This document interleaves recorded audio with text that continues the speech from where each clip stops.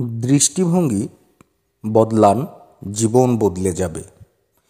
দিনে কমপক্ষে 20 বার বলুন, আমি ভালো আছি। প্রোঅ্যাক্টিভ হন। প্রোঅ্যাক্টিভ মানুষের প্রতি অন্যরা আকৃষ্ট হয়। রেগে গেলেন তো হেরে গেলেন।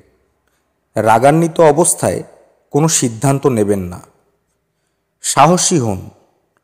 মনে মনে ভয় থাকলেও সাহসের ভান করুন। কেউ ভান ও সত্যিকার সাহসের মধ্যে পার্থক্য করতে পারবে না। পৃথিবী সাহসী মানুষের জন্য, তাই সবসময় মনে মনে বলুন, আমি সাহসী, আমি নির্ভীক। দুশ্চিন্তা ও উৎকণ্ঠা দিয়ে আজ পর্যন্ত কেউ নতুন কিছু সৃষ্টি করতে পারেনি। প্রত্যয় ও সাহস দিয়েই মানুষ নতুন পৃথিবী আবিষ্কার করেছে। মানুষ যা ভাবতে পারে, যা বিশ্বাস করতে পারে, তা অর্জন করতে পারে।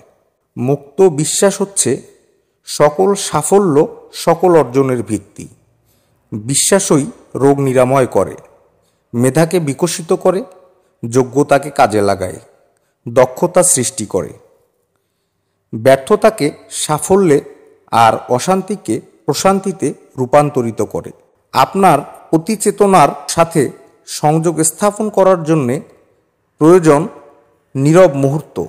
প্রতিদিন হাজারো কাজের ফাঁকে এই নীরব মুহূর্ত বের করে নিন।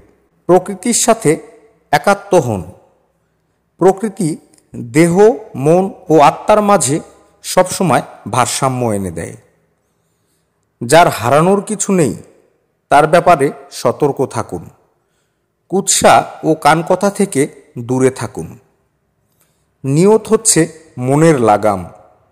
নিয়ত মনকে নিয়ন্ত্রণ করে, দেহকে সঠিক পথে পরিচালিত করে। দেহ মনে নতুন বাস্তবতার জন্ম দেয়। ব্যর্থতার মাঝেই সুপ্ত আছে সাফল্যের বীজ।